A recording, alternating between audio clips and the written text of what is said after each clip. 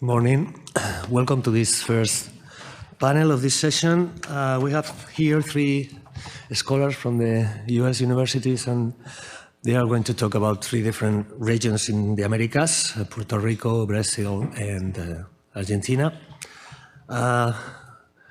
We'll have 20 minutes per exposition, and when we finish all the expositions, we will have like half an hour for questions and answers, okay?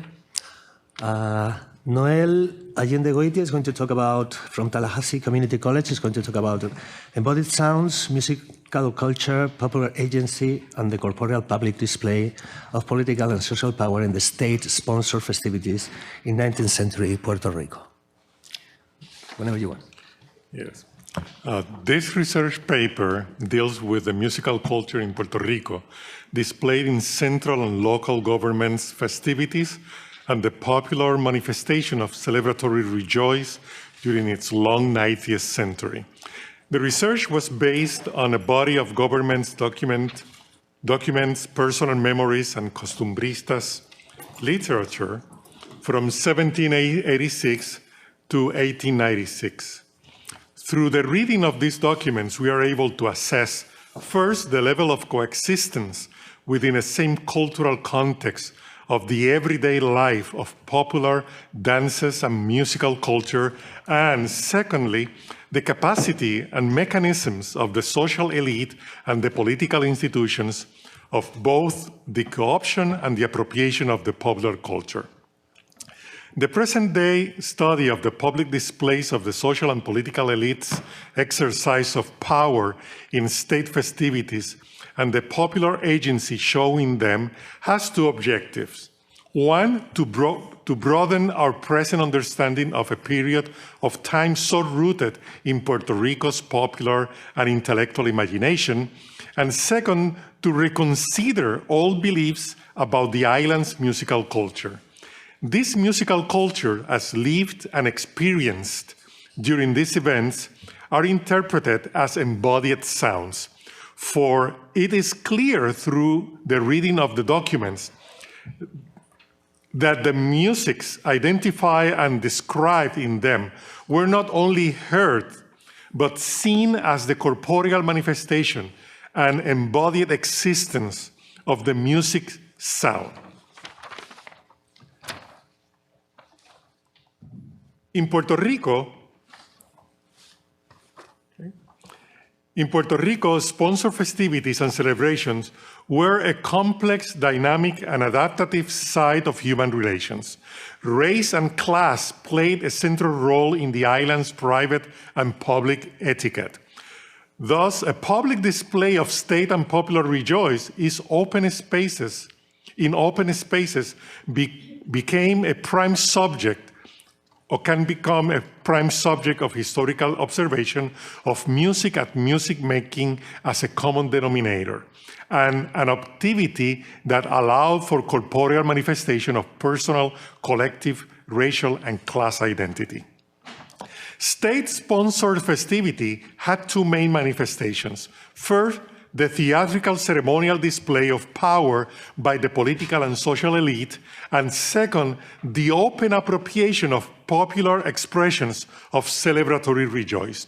From 1789 to 1895, the official reports mention protocol placement of the state church and military officials and the professional, commercial, and artisan guilds during the parade to and from High Mass. Once in church and after the sermon, a Te Deum Laudamus was sung, sometime by an orchestra and a choir. Martial music was heard, reveille early in the morning, the solemn and heroic marches during the processional. The open appropriation of popular musical culture was one of the salient features of the state-sponsored festivities and celebrations.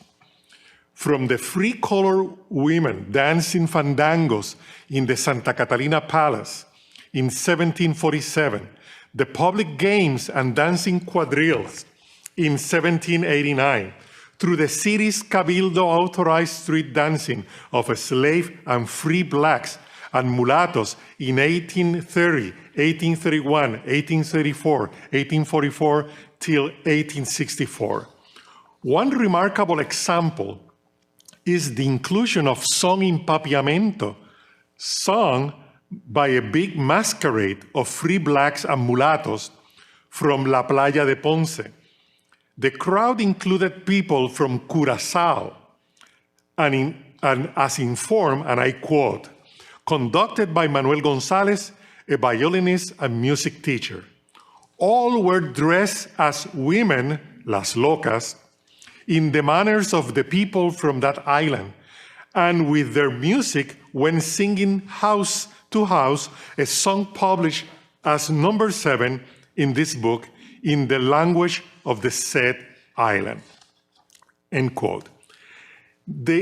To imagine listening to such group of people singing, gente di Julandé vivi sempre con España, celebramos pra princesa mi sempre mi tingana, challenges most historical constructions about Puerto Rican musical and linguistic past.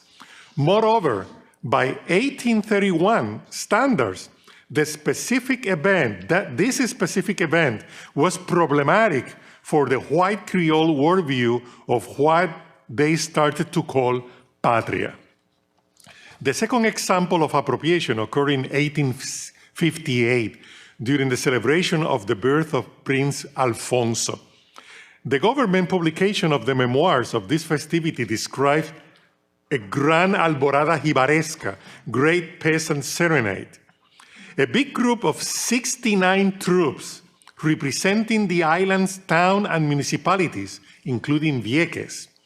As the publication states, and I quote, each song, each melody, musical instrument, dress, and their accessories and regalia were of common and general use through the island, representing Old Town. These comparsas jibarescas included the presentation of two trovadores, which were members of the social elite, Don Heraclio Bermúdez and Don José Sola, which sung three of the most popular musical genres of the time, a caballo, se chorreao, and seguirilla. Another member of the political and social elite, the Secretary of War of the General Captaincy of Puerto Rico, Don Eusebio Núñez, wrote the lyrics of these songs.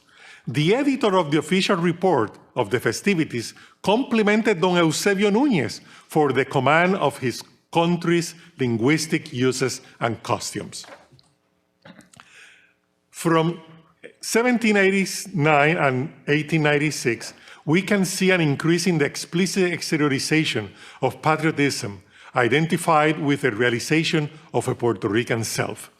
From the celebrations related with the appointing Ramon Powers y Giralt to the General Assembly in Cádiz, to the invocation of a Puerto Ricanhood by appropriation of the 400th year of discovery of the Americas in 1894, and showcasing a homegrown industrial, agricultural, and cultural product in 1895.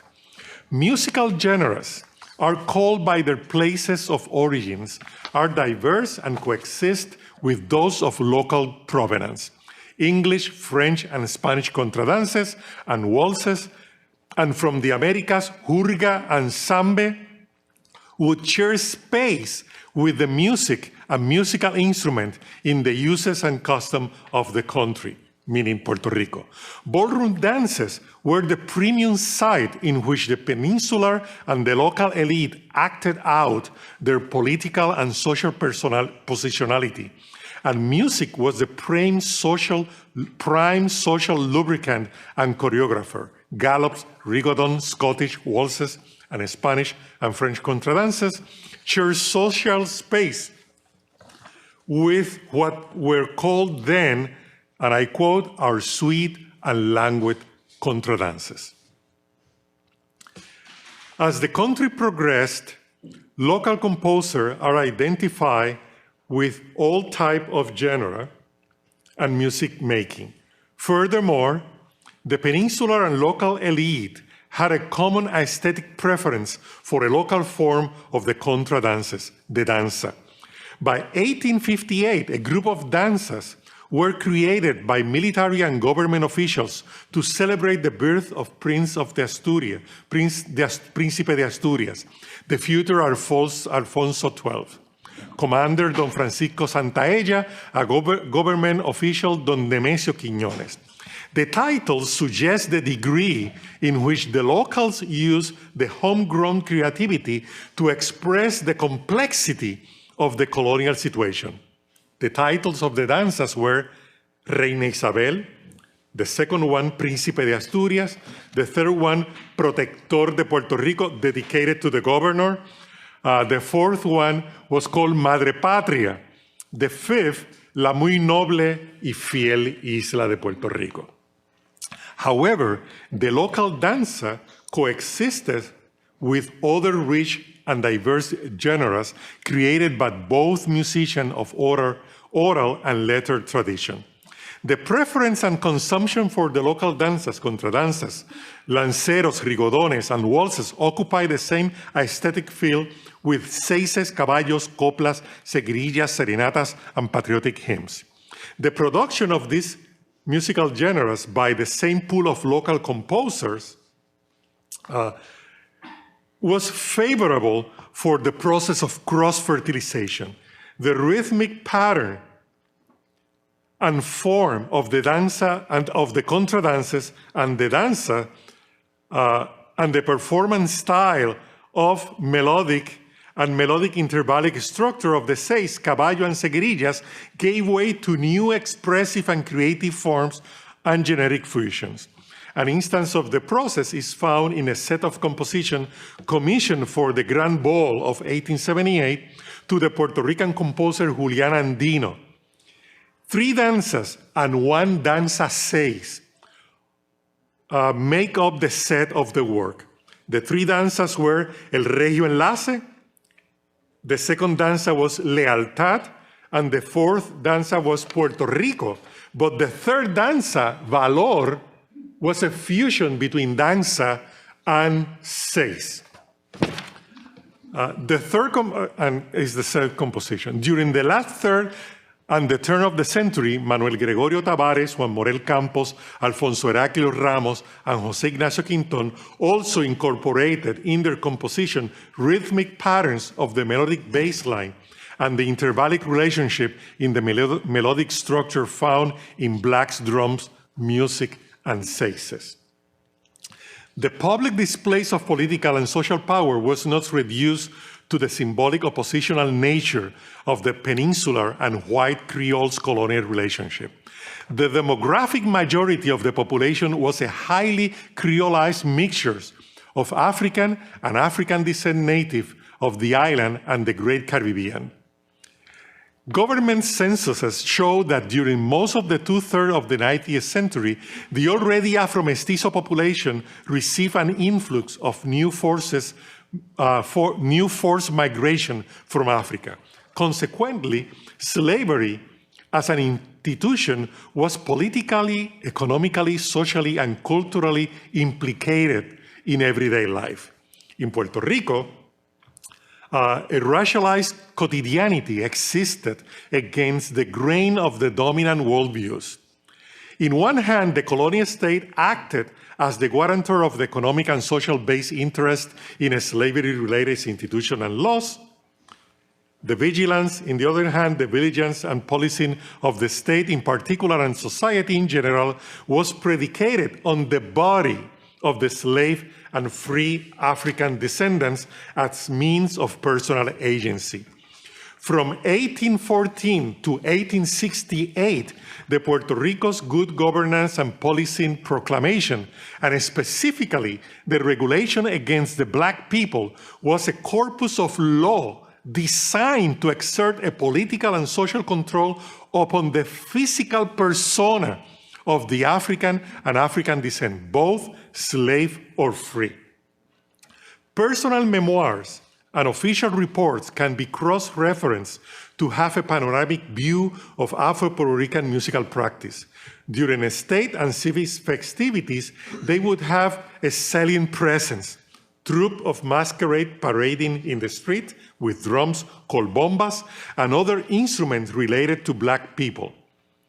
A ball of morenos paid by the well-to-do neighbors of Rio Piedras in 1831, shouting victors to Isabel and Cristina, a group of Black slaves from San Juan dance their particular dance in a variety of balls.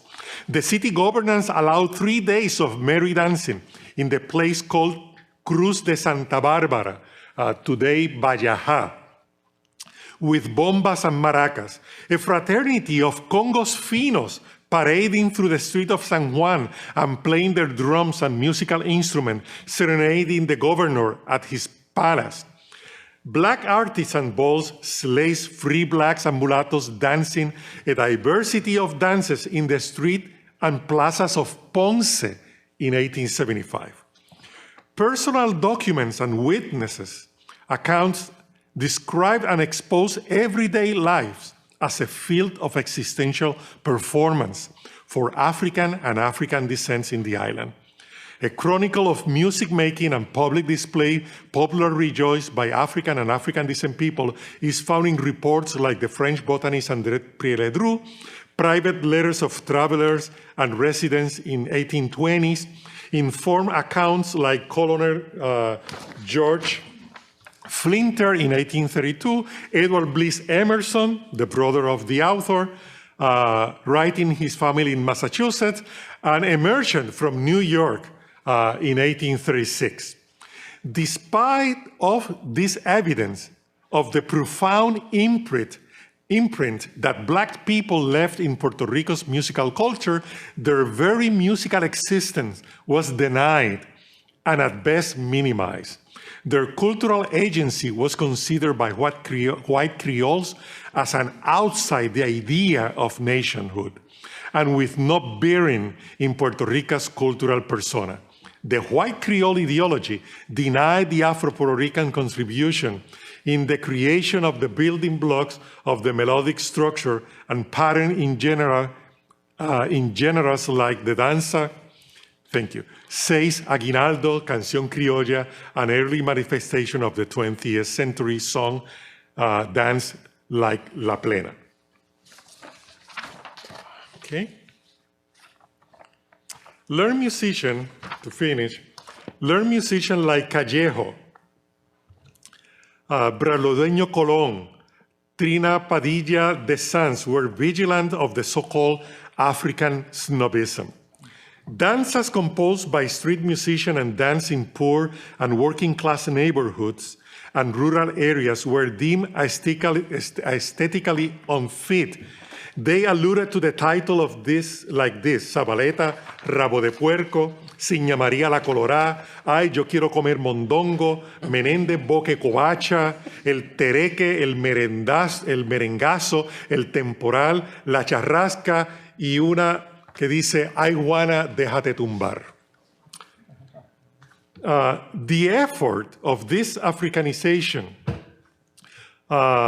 de-Africanization of the musical culture and the exercise of erasing it from the very notion of Puerto Rican culture was a futile effort. By the end of the 20th century, by the beginning of the 20th century, a member of the prestigious group of musicians born during the 1860s, a member of the turn-of-the-century generation, Manuel Martínez Ple, made a warning statement. Referring to the recent closed century, he said, at the beginning, it was the people of color, the only one that made music its profession in Puerto Rico. Thank you.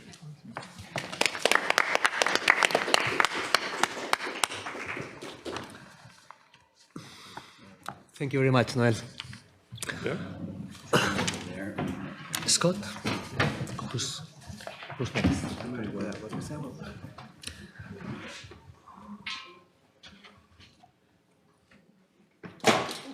It's not a wall. I thought it was a wall.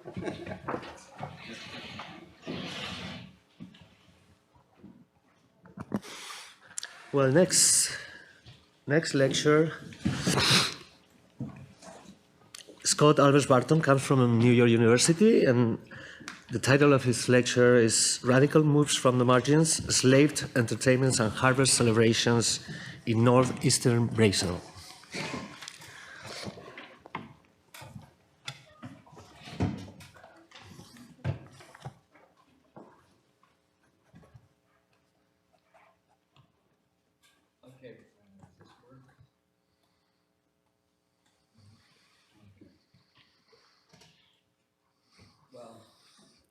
Quickly to orient you, if you look where it says Brazil and North Atlantic Ocean, just south and to the left, it says São Luís. That is close to the equator, about 120 kilometers by the equator.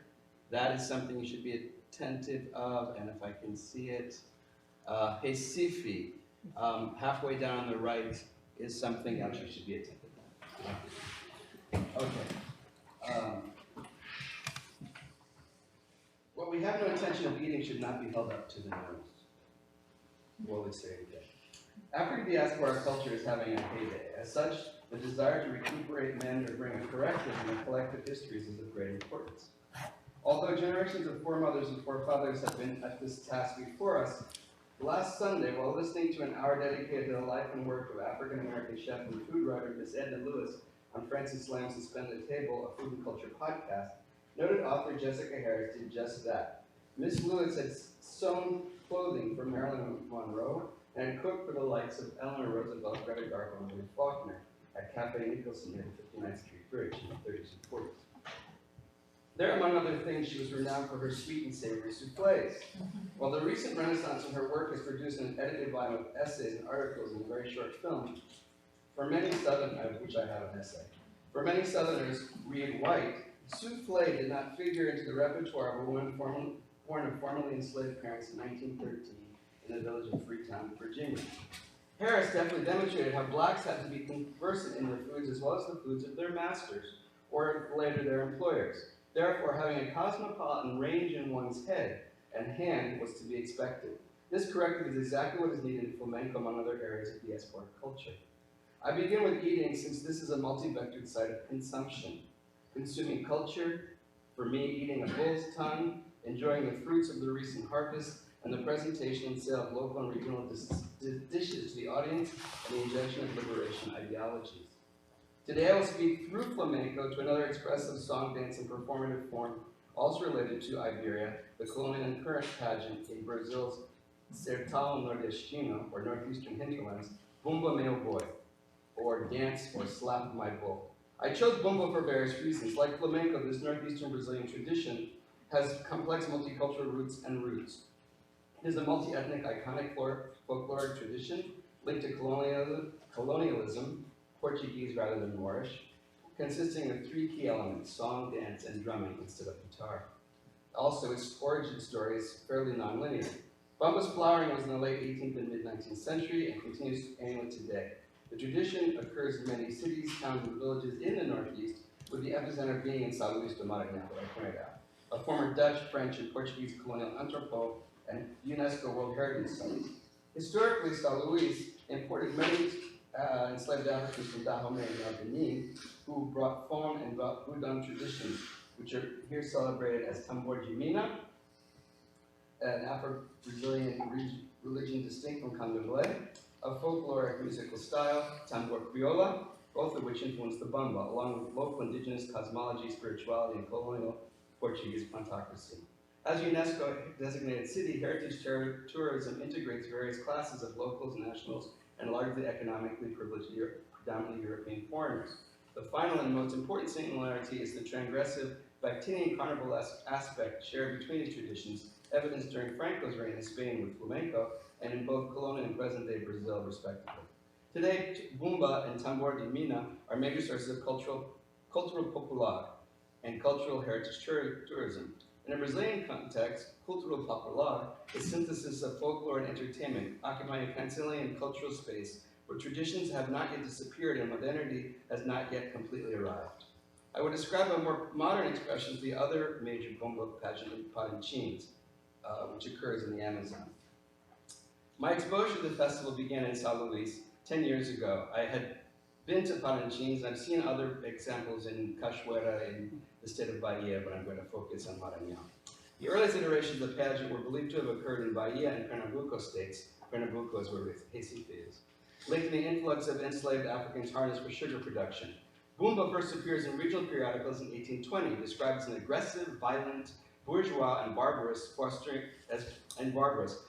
a degradation of moral order, but mainly identified as a denunciatory prank and as a threat to public safety. The first major published account of Bumba refers to its idiotic stupidity, its fandangos, and its theatrical mockery of the church and elites that occurs in Recife, 1,000 miles south of São Luís in 1840 and 1864, respectively. In the literary social critique of O Carapucheiro no Corte, Chronicles de Costume, literally the court milliner of conical hats, figuratively that person who engaged in duplicitous illusions. Chronicles of Customs by former Benedictine monk Miguel do Sacramento Lopes Gama, also known as Padre Capucheiro, wrote, negro metido debaixo de bateia e o boi. A black man hidden inside a shaggy woolen costume is the ox. On July 3rd, 1850, in A Voz Paraense, Pará States newspaper ran a story of Boi Caído, the fallen ox, on the eve of St. Peter's Eve by more than 300 blacks, pardos, or mixed race, and white miscreants. Police were charged with eradicating Boi Caído, whose danger was spreading like a vicious rattlesnake. The Bumba was seen as a transgressive conspiracy by the underclasses, Brazil's creolized racial democracy, in quotes, as a rebellion against elites. At this time, some of Gama's commentaries related to the 16th to 18th century dominance of the cattle industry and leather work as the necessary subset of sugarcane agriculture and the profits that are all of its own. Cattle and human importation began in 1530. During this period, dubbed the civilization of leather from 1720 to 1890, cattle outnumbered people 2 to 1. Cattle contributed to Portuguese global dominance of the sugar trade between 1530 and 1650, providing the sole fertilizer for expanding development of tobacco plantations as well, and were also an important aspect of the triangular trade between 1600 and 1701. Global commercialization of cowhide yielded profits, some unparalleled until the 20th century when Brazil cornered the market for gold and coffee. As a domestic resource, cattle and cowhide provided transportation, plantation work, nourishment, clothing, bedding, and rope. The line of cattle fostered the mistaken belief that the boiada pageant descended from the Portuguese religious possessions presented to the enslaved by the Jesuits or the bullfighting traditions. Bulls and bullfights had a history in colonial Portugal, including a wicker bull archetype in religious processions. Ostensibly in the Enslaved de Maranhão, the sand dune region, there was a legend of the Portuguese prince Dom Sebastião linked to the June harvest festivals, yet none of these traditions are aligned with the carnivalesque, the transgressive or rebellious practices.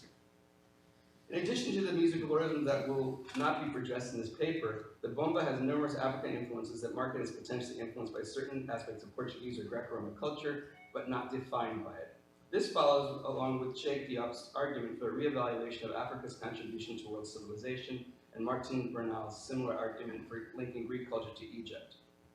Just as I previously referenced Edna Lewis's code switching, Africans in the diaspora became conversant in European cultural norms as well as their own, adapting the allegory to their own use, indirectly referring back to their antecedents. These hybrid manifestations are inherently intercultural. With reference to Wetmore's philosophy of 3 models of African-Greek connections, Orpheus, Athena, and Dionysus, where our Orphic paradigm preferred equivalence, Athenian reappropriation, and Dionysian expanding the Orphic while repositioning the original narrative as being counter-hegemonic and subversively intertextual, correcting and critiquing the original to support the subaltern. The Bumba participants are therefore never really simple performers, but performers marked by their ethnic identities and as such exponents of exceptionalism, not able to exist independent of their identity, for better or for worse. Whether reviewing the 19th century newspaper reports or interrogating current practices, the Bumba sotaque, or the accent, of various communities engaged in recreating and furthering the folguedo, or the pageant, continue to evolve their discourse on their own terms, consistent with their self-awareness and the choice of prepared dishes served for the public festivals that identify the nuances within each sotaque's gustatory orientation.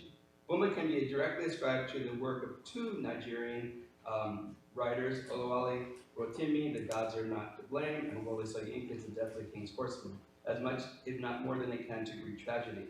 Rotimi's Afro-Dionysian recomposition of Oedipus Rex reveals some of the skeletal structure of the original, such as the theme of parasite, yet the skin and viscera are wholly West African and not Greek.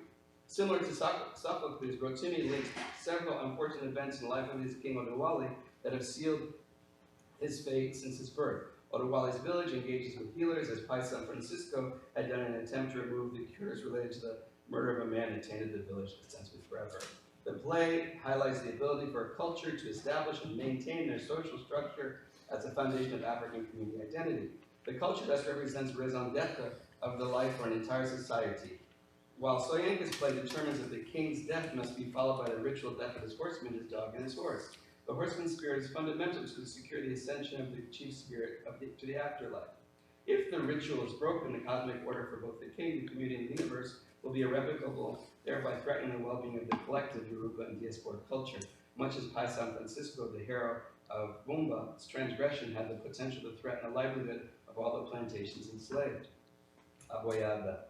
Initially banned in Maranhão, it was in the state where the synergy of African, indigenous, and Portuguese culture fostered the most unique iteration of the pageant. The festival was seen as the impetus for self-determination among the enslaved, causing it to be banned from 1862 to 1868. Nationally, and even following repeal, performances were excluded from the São Luís city center. Consequently, the folguedos took root in outlying districts, peripheral towns, hamlets, and villages in the region. As a result, those sotakis, or local styles seen as accents, emerged, fostering a diversity of narratives, costumes, melodic, and instrumental styles that anchored the story within distinct regional ethnic variations that are in practice today. The arc of each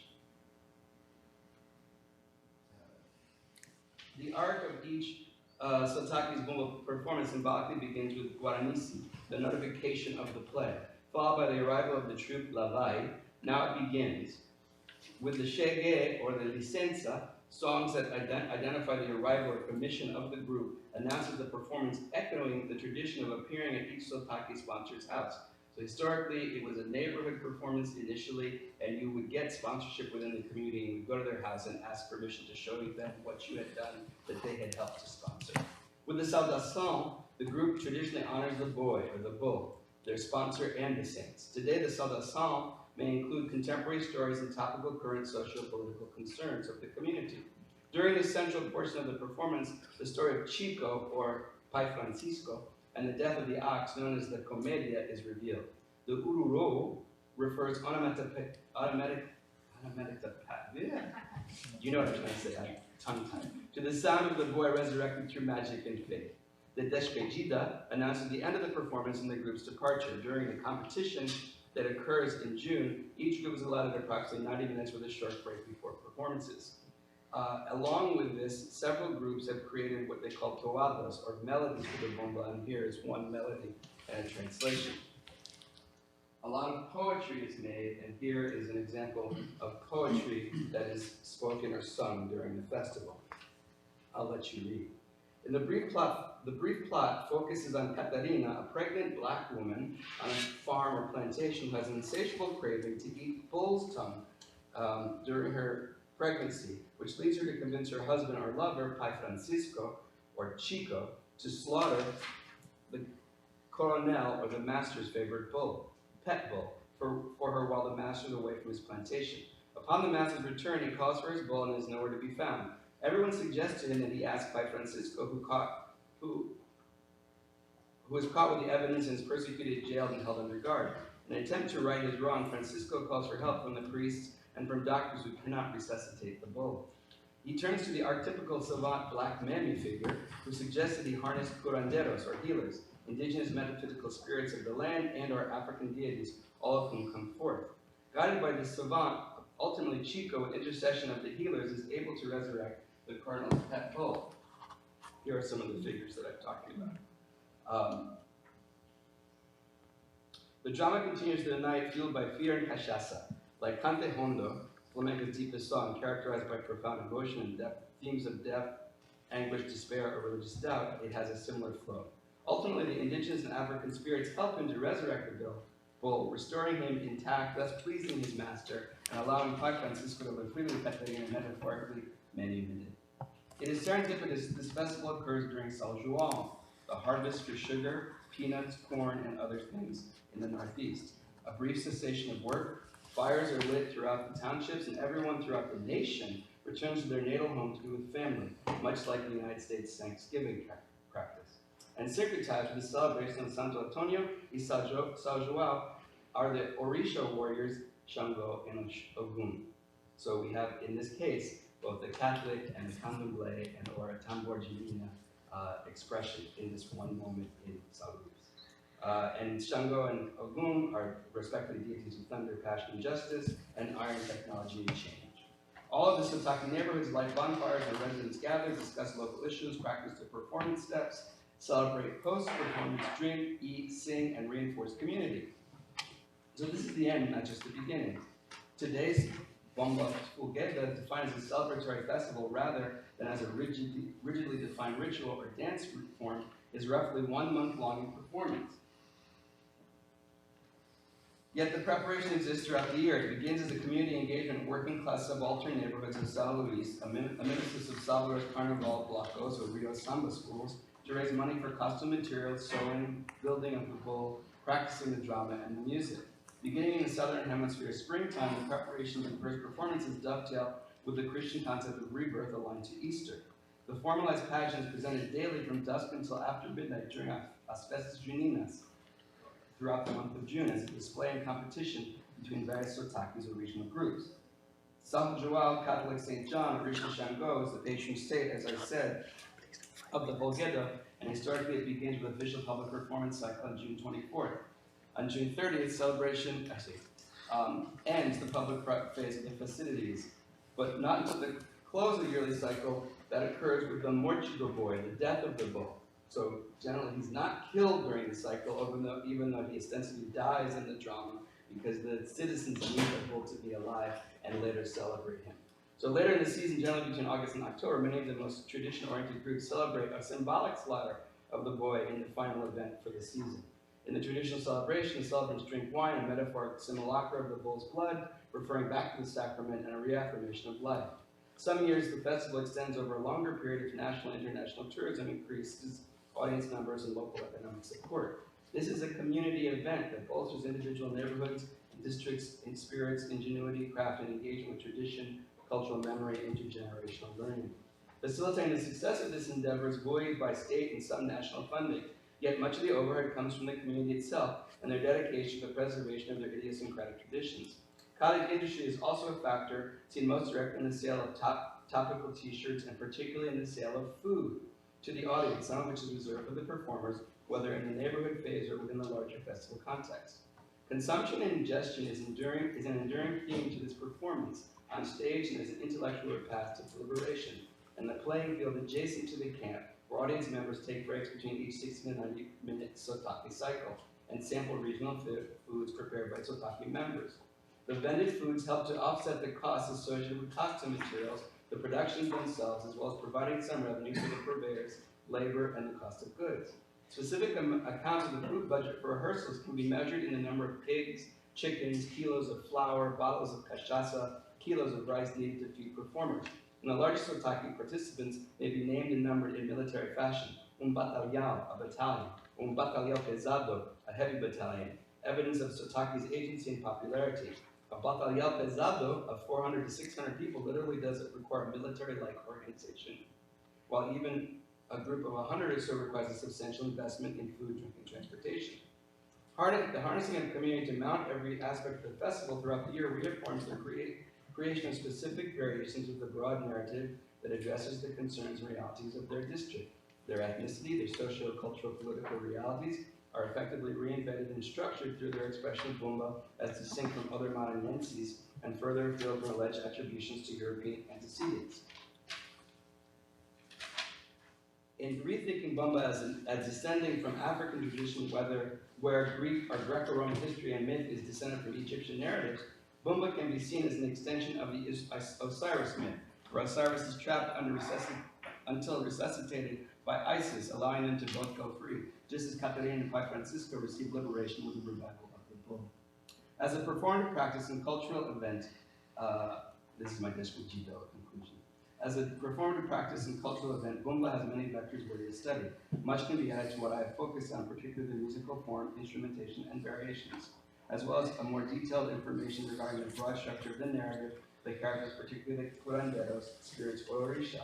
To briefly return to Lopez Gama, Padre Corporeal, essay, the overriding themes have taken offense, according to him, to the inclusion and prominence of blacks in the performance, the denigration of the church and prelates and the nation as a whole, the further validation and narrative, and the inclusion of bozals, or the blacks, what we would call saltwater Africans, newly arrived and brutish and hellish. This is further validation that the narrative and performance have little to do with Portuguese culture other than inverting their hegemony over the indigenous and the Africans in their midst.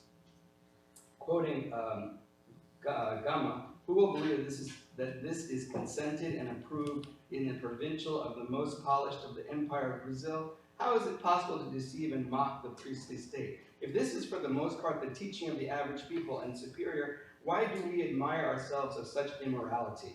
Gama's essay firmly establishes the creative license employed by such alternate actors in Northeastern Brazil to develop a performative festival of their own design, wholly steeped in allegory and carnivalesque, even when and if it was performed for the master's entertainment, as it's supposedly historically been used. Reading this text, it necessitates inhabiting the space in the place of local neighborhoods and outlying districts of Sao Luis, not just sitting in the public park below the Colon Historic District to see the genesis, heart, and soul of Bumba. Herbert Cole's essay on Ghanaian festivals provides a perfect characterization of Boyada Maniense. I quote, "A festival is a relatively rare climatic event in the life of any community. It is bounded by a definite beginning and end, and it is unified thereby as well as being set apart from the above daily life. Its structure is built on a core or armature of ritual. The festival brings about a suspension of ordinary time, a transformation of ordinary space, a formalizer of ordinary behavior. It is as if a community becomes a stage set and its people actors with a battery of seldom seen props and costumes. Although dependent upon life-sustaining rituals, the festival is an elaborated and stylized phenomenon which far surpasses ritual necessity. It only becomes a social, ritual, and political epiothesis of community life in a year. At a festival time, one level of reality, the common and everyday, gives way to another, the more intense, symbolic, and expressive level of reality. So finally, within the lexicon of folklore attribution, appropriation in context relates directly to social, political, chronological, and historical precedents, supporting the origin of the antecedents of a folktale, myth, or legend. The roots that evolve a narrative can be identified as the sum total of a community's knowledge, where each member has a thread or a portion of the whole, contingent on communal knowledge sharing and expression in practice or action. Precisely the shared repast by a collectivity to create a shared knowing and performative expression references their identity politics that feed their community. That which is irrelevant if the knowledge sharing is predicated on historical or intercultural connection is literally and virtually eliminated from the narrative. The circulation of the narrative in the community and within the larger public sphere invites others to ingest said mana from the aforementioned feast. As with cooking, the narrative, like recipes, are adapted to suit the needs of those at table. While those influences may appear in the final product, the sum is greater than the value of some of those ingredients. While Bumba may build over top of Osiris' archetype, as well as Iberian and European antecedents, within the genre of folklore, functionally the narrative is precisely what the community says that it is, how they perceive and express it as their own feast to savor. And to end, I'll show you a couple of images I took at Bumba about 10 years. This is the Black Memi, who always is rendered as a man in blackface, dressed as a woman. Various types of Bumba. This is the same man with different head, and this is a Kazumba, one of the spirits in my upper right, producer of the Kazumba.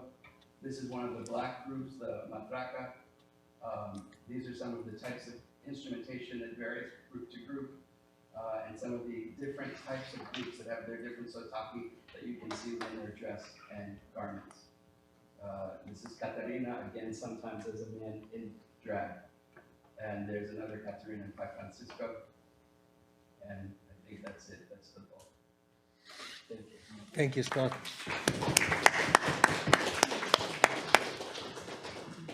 Thank you.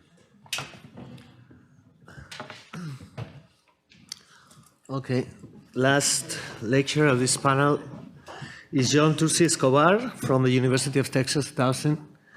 The title of his lecture is An Archaeology of the Tango Dance. What do we know about its origins in 19th century Buenos Aires?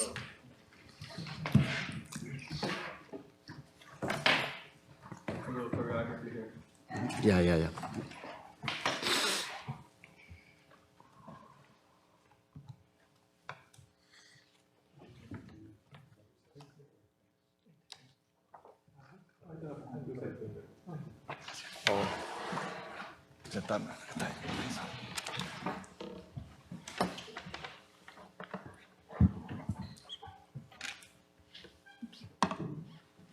Okay, thank you. I have no images or sound or anything, so it's going to be a little boring. So I'll begin with two competing quotes from Argentine musicologist Carlos Vega. The first one appears in his 1936 monograph, Danzas y Canciones Argentinas. Vega is discussing how, during the 1860s, a spirited cohort of aristocratic and plebeian porteños are the people from the port city of Buenos Aires, was creating a new way of dancing. He closes with the following hyperbolic observation. As a partial historian, I affirm that in terms of choreographic forms, these porteño plebeians and aristocrats carried out the most vigorous and original effort of the last centuries. End quote. The fruit of this creative effort, Vega explains, was a choreographic vocabulary known as cortes and quebradas. Towards the end of the century, Vega argues, this new way of dancing would acquire its own music and eventually a name, tango. My second Vega quote was published 20 years later in El Origen de las Danzas Folclóricas and seemingly contradicts his earlier observation. Vega affirms that the first half of the 19th century was, quote, without a doubt, the most brilliant period of Argentine social dance. Although these quotes appear contradictory, closer examination suggests that they are intimately related. The fact that the most vigorous and original creative effort in the area of choreographic forms arrived on the heels of the most brilliant period in social dancing was no accident. Tango choreography did not emerge ex nihilo, but rather it blossomed from a rich culture of social dance. To understand the origins of tango, therefore, we should examine its roots in the music choreographic practices of the first half of the 19th century. In this paper, I focus on two features of porteño dance cultures from the first half of the 19th century. These features, I will argue, not only shaped the new dance that emerged in the 1860s, but perhaps even made it possible. The first feature concerns the forms of sociability that were prevalent in Buenos Aires during this period, and in particular, how the political persecution that marred strongman Juan Manuel de Rosa's federalist regime affected the sociability of porteño elites. The second feature of pre-1850 porteño dance culture that shaped tango is technical in nature. The waltz craze in Europe had sparked the development of new techniques for navigating larger and more crowded dance floors. The transfer of these techniques to Buenos Aires, I will suggest, was foundational for the new choreography. Without them, there could be no tango dance. So let's begin, therefore, with a discussion of the new choreography of cortes and quebradas. Investigation of the 19th century origins of the tango requires a quasi-archaeological approach. This is because contemporaneous sources are scarce, very scarce, treat the subject tangentially, and reflect the biases of the porteño elites. Let us begin with one such source, albeit a very important one. The pertinent passage is buried in the voluminous memoirs and impenetrable prose of Ignacio Fotheringham, an Englishman who arrived in Buenos Aires in 1862 and had an illustrious career in the Argentine army. Reminiscing about life in the 1860s Buenos Aires, Fotheringham writes the following, and the translation is very imaginative. The Hotel Oriental, nicknamed the Tal, was a rendezvous where aristocrats could display their choreographic enthusiasm for milongas with special cortes and mazurkas with horizontal quebradas and agachadas, challenging the locals of the Rio neighborhood who boasted their skills on the dance floor and with a knife, end quote. Fotheringham never mentions the word tango. The association of the dance, the music, and the name tango only took root towards the end of the 19th century. In the decades that preceded its christening, Tango dance was known simply as dancing with cortes and quebradas or any variation of these terms. What makes this passage significant, therefore, is Fotheringham's use of the terms cortes and quebradas, which I've highlighted here. These terms, Vega explains, suggest that already in the mid-1860s, dancing with cortes and quebradas was popular in certain free environments of Buenos Aires. From this passage and following Vega, I will emphasize the following points. First, Porteño dancers use cortes and quebradas to enhance existing European couple dances, as well as the native milonga. Second, and quoting Fotheringham, the new style of dancing was practiced by young men of good and not so good families. While Vega initially emphasized this aristocratic plebeian opposition, he later expanded the group to include dancers, by which he meant men of all social classes. Third, Fotheringham does not mention women. This omission most likely reflects the social condition of the women at the Hotel Tal, which was a brothel. Fourth and last, the new choreography was danced in a spirit of competition. Now, the practice development and eventual dissemination of the new choreography required forms of stability that, like the Hotel Tal, allowed dancing, fostered the interaction of men of all social classes and races, and flaunted a carefree environment less bound by conventional mores. So what were these cortes and quebradas? Although, according to Fotheringham, they were already in use in the 1860s, the earliest source I have found that mentions them is from 1880. It appeared in an anti-clerical periodical, Libre Pensador, Free Thinker. This is a very confusing quote. I'm not going to get through it, but I'm just going to point out that the words al corte, and that he compares al corte for this kind of dancing with bacchanalia, sort of with this lifestyles, and the fact that this writer, he also mentions al corte with the Paraguayan gombia and African candombe, which means that he and the readers of his expected audience were interpreting this kind of dancing through a racial lens.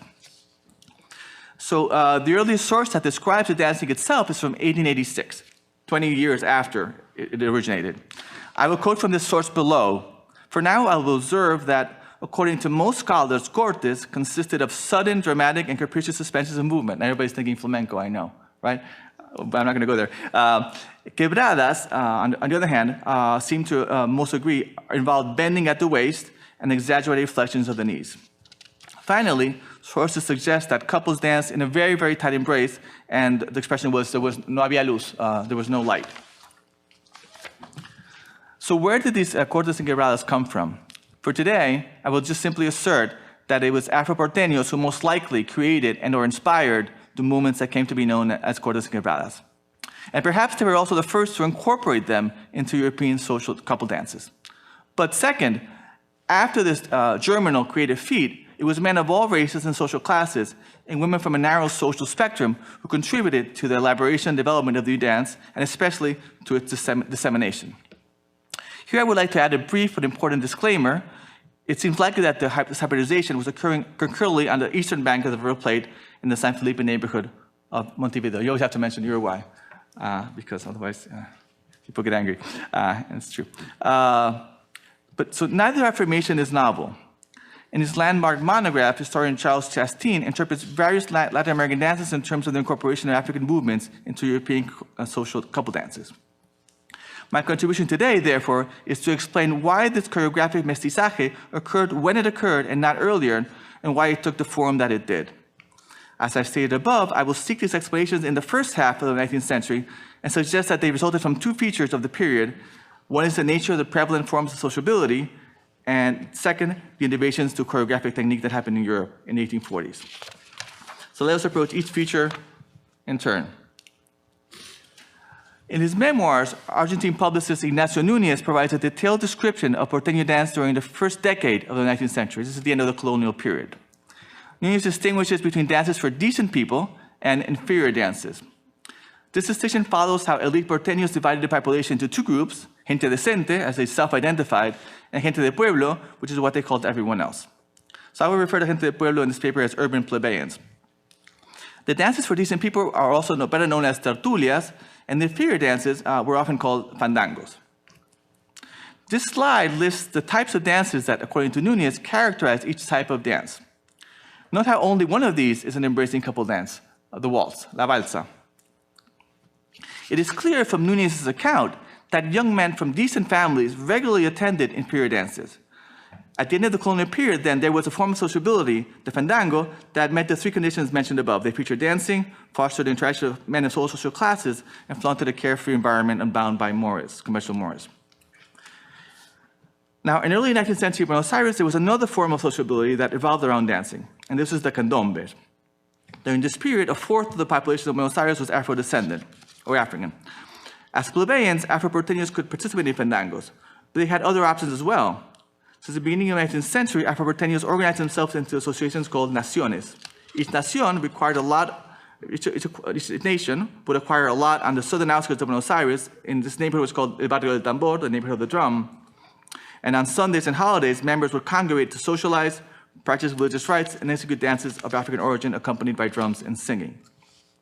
The term candombe referred not only to the association, but also to the places where they met and the dances that they practiced. Sources suggest that dances were collective, loose, and generally organized in lines. Candombe moves, many believe, formed the basis of the later cortes and quebradas. Interestingly, only morenos and pardos, which is they self-identified in the 19th century, could participate in these dances. Non-Africans or whites could attend, but they could only attend to observe. Finally, let us return to the bailes decentes, the tertulias. Tertulias were the primary form of elite sociability. Tertulias were gatherings at private homes hosted by women and organized around dancing. When Vega affirmed that the first half of the century was the most brilliant period of Argentine social dance, he was thinking about tertulias. Vega based his assertion on the extension and variety of the choreographic repertoire, which included various forms of minuet, gavottes, English and Spanish contra dances, quadrilles, cielitos, the hornpipe, waltzes, etc. The richness of the choreographic culture, I would add, is evident not only in the variety and extension of the repertoire, but also in the intensity with which it was cultivated. Tertulias were frequent. There was often several in an evening, and they were all concentrated in the small radius of the city where the elites lived, maybe like around a 10-block area. So it was common for men to attend several tertulias on a given night. The popularity of tertulias reflects the fact that there was little to do in early Buenos Aires. It also reflects the social tensions that arose after the 1810 revolution, when the urban plebeians played a larger role in the political sphere. As instability and violence intensified over the following decades, the Porteño elites retreated into the domestic sphere, a tendency that was exacerbated during the oppressive streaks of the Rosas regime, which led the elites to abandon public spaces almost completely. Social dancing had a central role in the lives of elite Porteño men. In his memoirs, Eduardo Wilde recalls how, quote, during the 20s and 30s, every night, young men would gather at Espinosa's dance academy. A few to learn, others to practice and spend the time. I want to note that Espinosa was actually Afro-Porteño. This not only suggests the social pressure to learn how to dance, but also that gathering to learn, practice dancing was a form of male sociability in the early half of the century. Dancing skills were associated with martial skills and courage. Finally, dancing skills were advantageous to courtship since it was in the tertulias that most Porteños met their future spouses. The tertulia culture therefore created an important choreographic legacy. In terms of the development of tango, moreover, its most significant legacy may have involved the transmission of a new technique for couple dances. Since the 1820s, Argentine political life had been dominated by conflicts between Unitario and federal factions. This opposition had a cultural dimension. The Unitarios emulated Paris and London. The Federalists, and Rosas in particular, rejected the Europeanizing tendencies of the Unitarios and advocated for the return of the religious, social, and cultural traditions of the colonial period. As Rosas consolidated his power and his regime became more repressive, the mere suspicion of sympathy for Unitario causes could result in expropriation, torture, and even death. In this environment, reading the latest French essay or cultivating a dance that was the furor of Europe could count as a symbolic act of resistance. It is from this impulse that dancing with cortes and quebradas gleaned the technical basis for its innovations. As noted above, cortes and quebradas were introduced to existing couple dances. During the first half of the 19th century, the only such dance practiced in European and American ballrooms was the waltz. As is well known, the waltz, especially its embracing position, revolutionized social dancing. The type of waltz that prevailed during the first decades of the 19th century, the waltz à trois temps, consisted of a single turning figure that was repeated for the duration of the dance. Around 1840, however, European ballrooms witnessed the ascendancy of a new type of waltz, the valse à deux temps. This is documented in the most well-known dance manual of the period, Cellarius's La Danse de Salon of 1847. Characterizing it as the waltz of the day, Cellarius explains how the waltz à deux temps represents an improvement over its predecessor, the waltz à trois temps. Now I appeal to the waltzers themselves. Do they experience the same pleasure in making one uniform circle about a room, about an equal movement, as when they spring with that fascinating vivacity which the valse à deux temps alone permits, relaxing or quickening their pace at will, promenading their partner in every way, now obliging her to fall back, now themselves retreating, going to the right, to the left, varying their pace almost at every step. To waltz well, it is requisite to know how at one time to cause her to retrograde, making the waltz step not more obliquely but in straight line, and another to oblige her to advance upon himself by making the same step backward. If there is sufficient space, the dancer should extend his step. If the space is narrow, it is necessary to stop short and confine the step so as to only form a circle. So any tango dancers here? I'm curious if anybody dance or try to dance tango. Okay, so one thing that you recognize here in this passage, right, is leading. Okay, there was no leading in the earlier valse à trois temps, nor in the contra dance, at least not this kind of leading. So the technique of leading fundamentally changes the role of men and women. Thus, Cellarius advises the ladies to allow themselves to be directed by their partner, to trust entirely to him without in any case endeavoring to follow their own impulses. And this advice is particularly applicable to the valse à deux temps. The technical possibilities introduced by the valse à deux temps, the following passage suggests, creates the conditions for the development of the suspensions associated with corpus. This is against Cellarius. Quote, I have seen consummate waltzers spring off with the rapidity of lightning, at once so quick and so light that one might have thought they were going to fly from the earth with their partners, and then suddenly break off and fall into a pace so slow and gentle that their movements could scarcely be perceived. End quote. Now, this description of the new waltz resonates with an article that appeared several decades later in a faraway port city of Buenos Aires. Published in 1886 in the newspaper La Nación, the article describes a dance at El Pasatiempo. El Pasatiempo was actually a place frequented by now relatively small Afro-Argentine community. In doing so, the author provides a first detailed description of dancing with cortes and quebradas. So, the criollo dance, purely criollo, advances like everything else in this hydrogenated nation. And those who haven't recently witnessed dancing with corte and quiebre have no idea what modern dance has become. The foundation is the rhythm, the intention is amorous, soft, easy, undulating, full of surprises and the syncopation of the movement that accompanies the musical syncopation. Every dancer, every couple is a live tableau of changing attitudes. They cling together, they bend, they step, they run, they undulate, and like a musical's corkscrew, they move along, turning and changing direction in a Solomonic column leading to hell. So when did the technical innovations of the waltz à deux temps arrive in Buenos Aires? We know that the polka alighted on the banks of the River Plate in 1845 and was proclaimed as the Führer of Europe. From its forebearer, our friend Cellarius informs us the polka inherited leading, improvisation, and the defined gender roles of the waltz. Although we can't be sure that local teachers could execute the polka and guide its variation in a way that would satisfy a Cellarius, we may assume that porteño dancers strove to master the new technique. On the heels of the polka came the mazurka and the chotis with the venerable waltz. This generation of close couple dances served as were the vehicles for the development of dancing with cortes and quebradas. It is the technique of leading and following extemporaneously, however, that provides the foundation for dancing, for the new form of dancing. Without it, there could be no tango choreography. Now, if the technique arrived in Buenos Aires before the first half of the 19th century, it did so because the porteño elites, defying the culturally conservative regime of Rosas, were determined to adopt everything modern that Europe, especially Paris, had to offer. There is a certain irony in the fact that the dance that purportedly represents the soul of the Argentine popular classes was made possible by the Europeanizing tendencies of the porteño elites. who adopted the latest ideas and fashions of Paris, not only because they epitomized civilization, but also because they signified a rejection of the plebeian barbarism represented by the Rosas regime. Even more ironically for this popular genre, it was a fold of Rosas whose regime was widely supported by the popular classes that usher in new forms of sociability that where the tango dance and music were, if not invented, definitely elaborated. Foremost among these were the so-called academias de baile. The first academias were established by Afro-Porteño women, often on the lots of former nations. While ostensibly functioning as dance venues, these establishments exploited the clandestine yet very lucrative trifecta of alcohol, gambling, and prostitution. These venues catered to the growing community of single men that internal and external migration brought to the city as Argentina embarked in fits and starts in the process of nation building.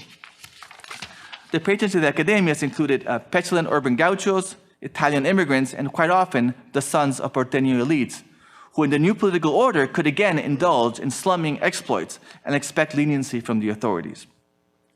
It is in such spaces that the rich but not intersecting dance cultures of the early 19th century could cross-pollinate.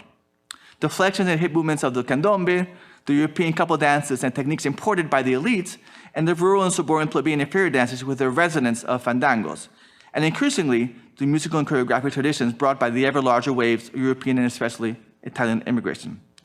To explain this, however, all this, however, requires a different kind of paper, a new paper, and much more archaeological expedition. So, thank you.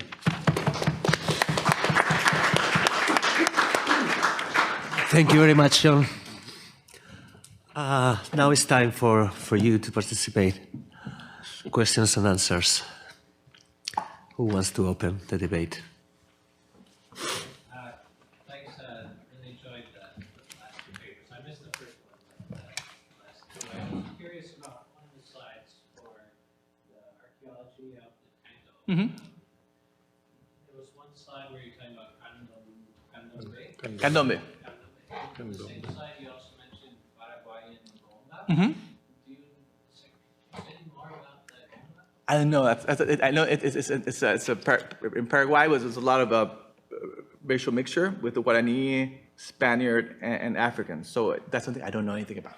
But I know somebody who does. Okay, great. But the thing I want to say is that the author. I mean, many of the sources of the time when people wrote about the tango in the 19th century, they're mostly white men, middle class or upper class, and most of them perceive the new dance. They didn't have a name yet, as being one sort of associated with la mala vida, which means like so dissolute lifestyle, and two with sort of Africanness or African origins.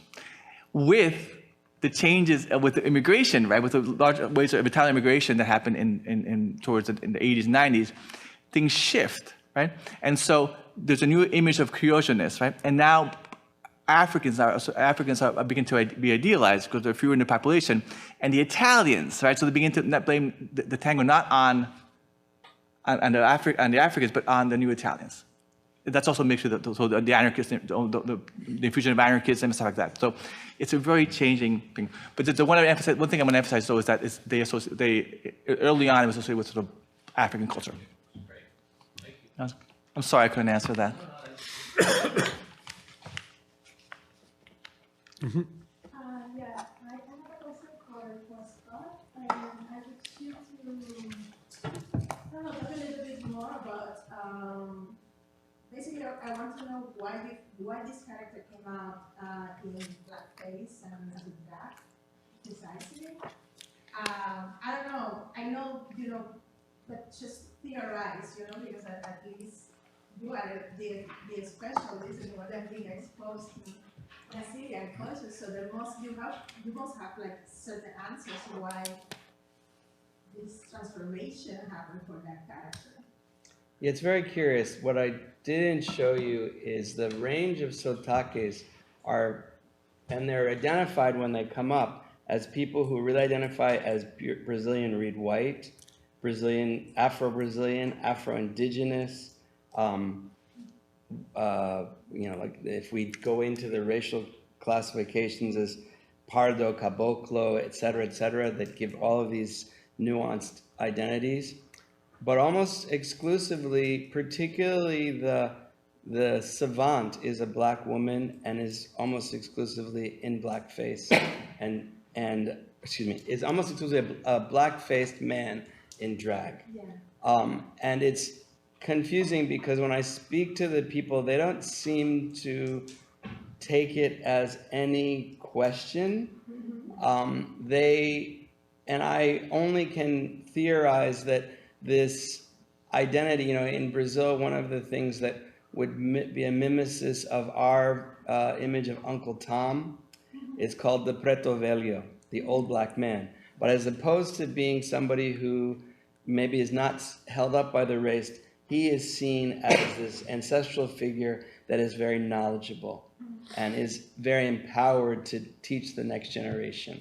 And so I think the use of this pseudo-black woman is similar in its application in Bumba, because she can be comical. As I said, there's one aspect that's called comedia, and sometimes she's got a farcical aspect, but generally she is the intercessor. She's the one who shows Pai Francisco that there's an opportunity for change.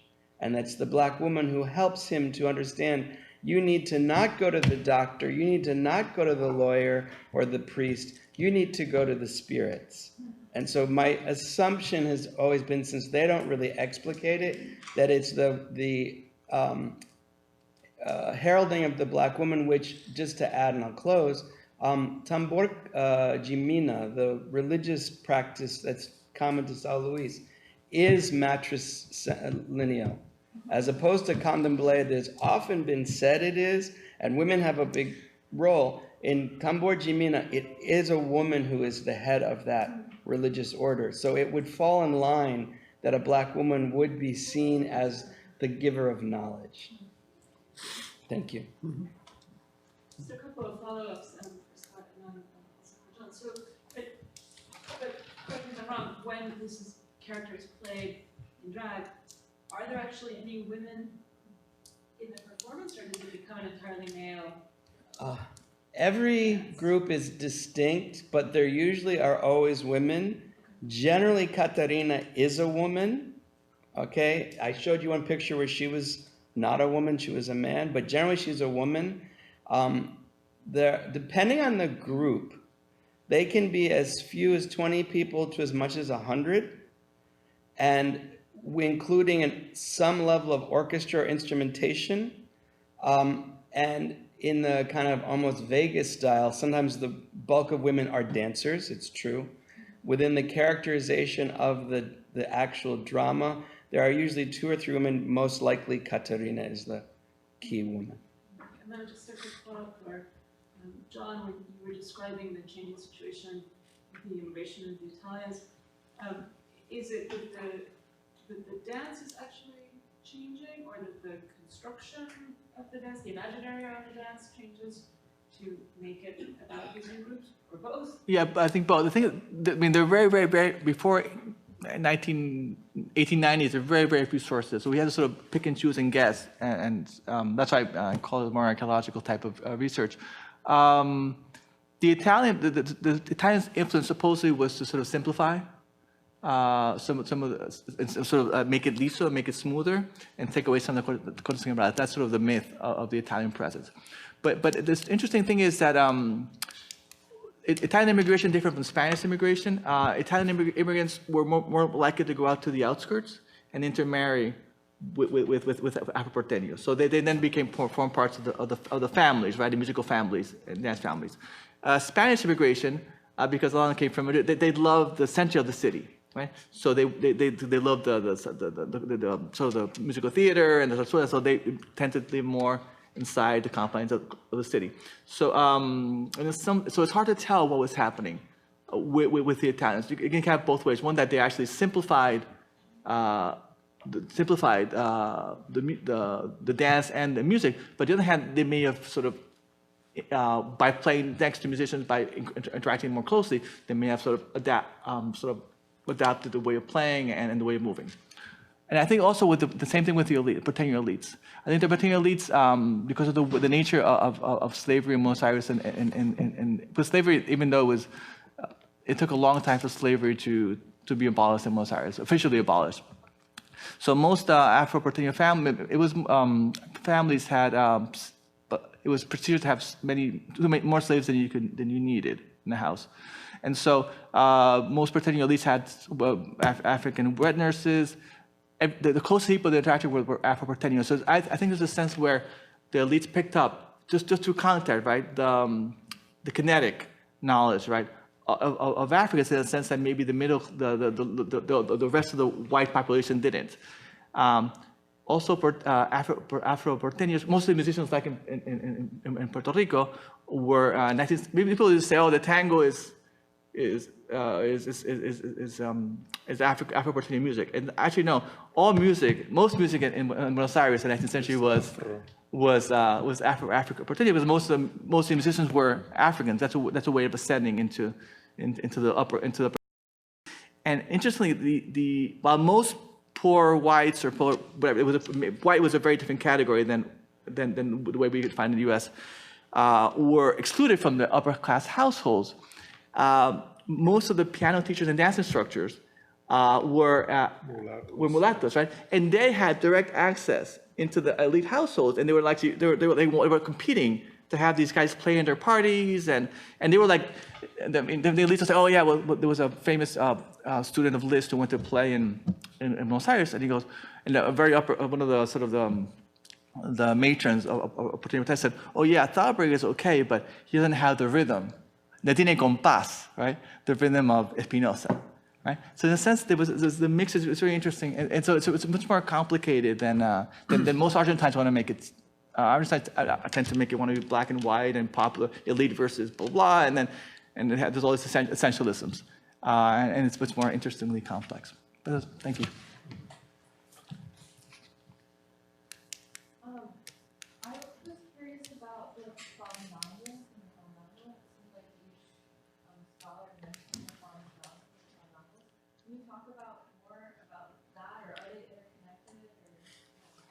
Yeah, the fandango with the chacona and zarabandas and other Afro-mestizos music from the Americas belong to a group of music that first crossed the Atlantic the other way, from the Americas to Europe.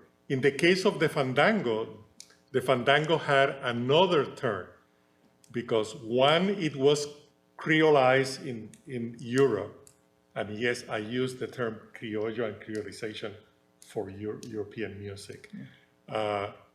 Then returned back, and it has a second air, but the one developed in Europe. So you have two fandangos, more popular, and in the case of Puerto Rico, now the new studies, we are advancing the idea that what we call seis chorreado and all the seises are local development of the old fandango. What happened is that in Puerto Rico, we lost the zapateado. And yes, you can lose culture. So we lost the zapateado, but most of the seises, especially the seis chorreado, it is known that it was primarily a zapateado kind of fandango. If you have the opportunity to listen to a present-day seis chorreado, it's a 2x4, but what you discover is that it's a binarization of a tertiary compass, meaning that yeah, you're playing 1-2-1-2, but suddenly, especially when the instruments are improvising or playing solo because of the dancing, because most people think that the seis con décima is just for singing. But yes, you sing, but people are dancing. So the trovador stops and the ensemble keep playing. And you start noticing that within that two, as in any other like son jarocho and other music in Latin America and in Brazil, you are marking two, but you start having these threes and twos against each other. And we have what it was called in Puerto Rico during the 19th century, a new tango. And now in Puerto Rico, now we are trying to advance that idea because the fandango as a native music genre, it wasn't considered by the 19th century and early 20th century intelligentsia in Puerto Rico. Yeah, I'm sorry I didn't really talk, but now you mentioned about the zapateado, and I just want you to clarify when you talk about the loss of zapateado, you don't inside that musical form, or you're talking about zapateo broadly? In both, because it wasn't the only, I mean, the Seixo Real wasn't the only. We are just reconstructing historically, for instance, the only reference to a zapateado in a text is by in Lingua Abad y la Sierra in 1782. I was taught that was the latest reference to a Seixo Real. But when you read into more into the subtext, first you have an instrumental. The ensemble is one string, small guitarrillo, small guitar, that could be an antecessor of the cuatro or any other string instrument in Puerto Rico, but the other three instruments are Neo-African and African descent. It's a calabash, something that we can call a güiro, but and the other one, we don't know what exactly, but they were percussion, not membraphone, they were idiophone.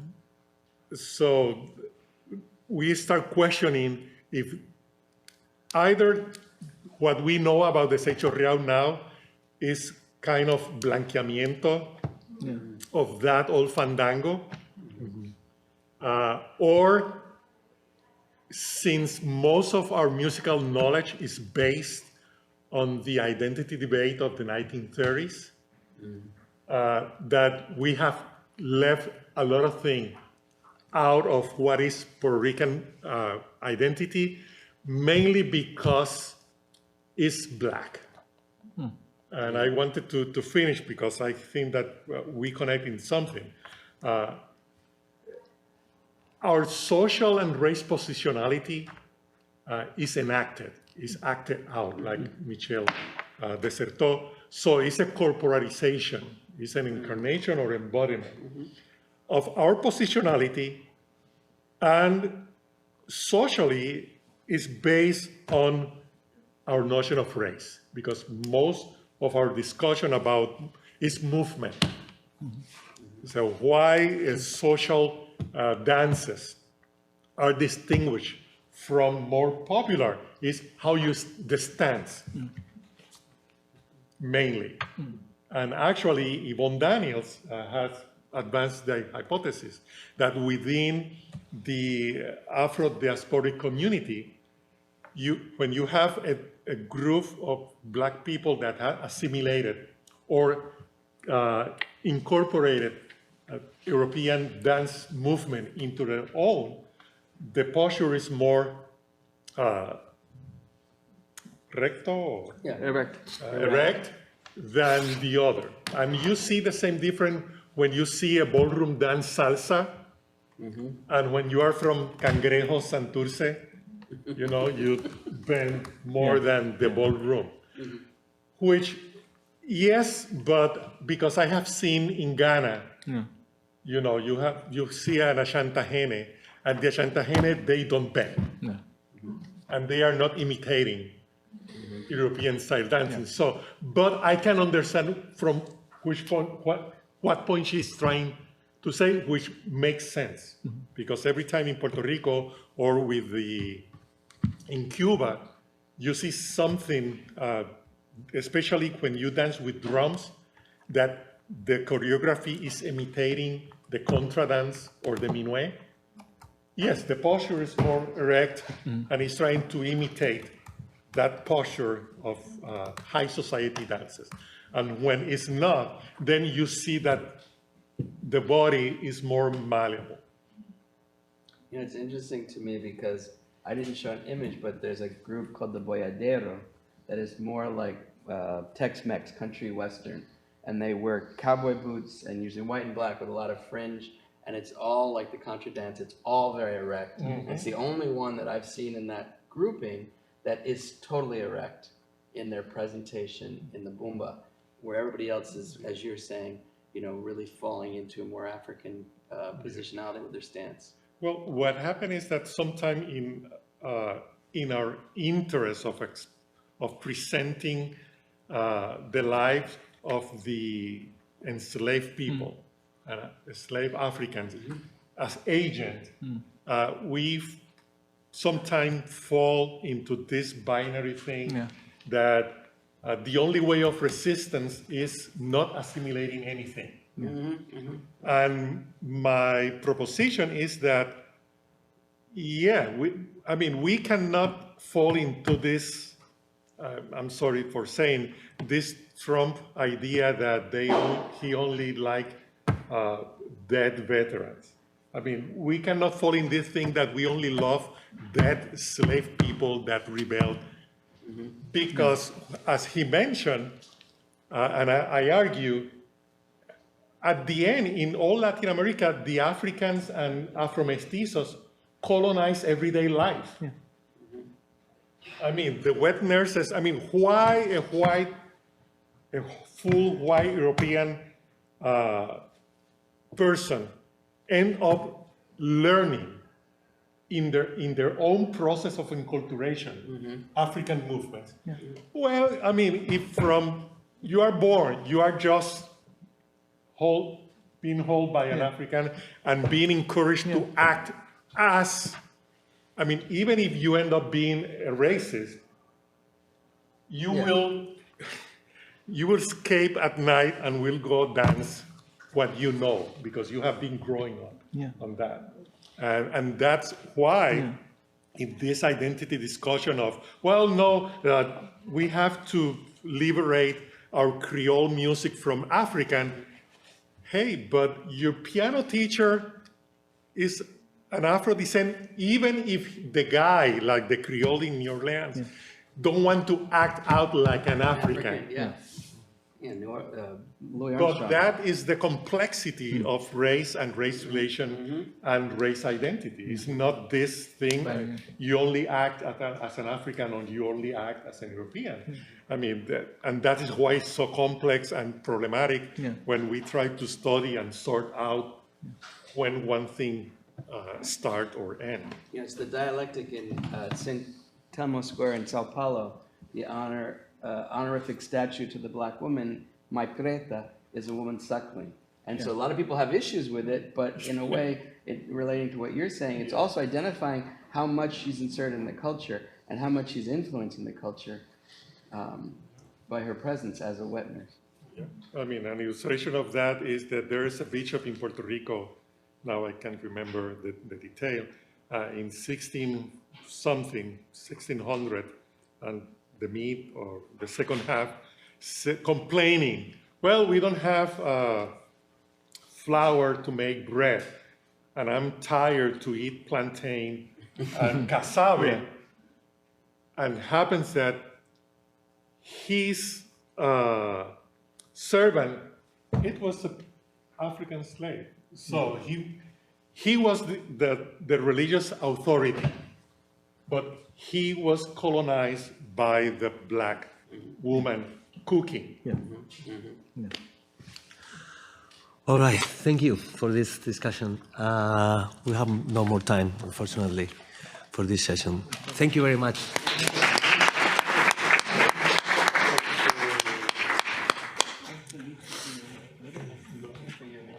And about the Mumba. The Mumba is the name of the choreograph, or It's the name of the festival.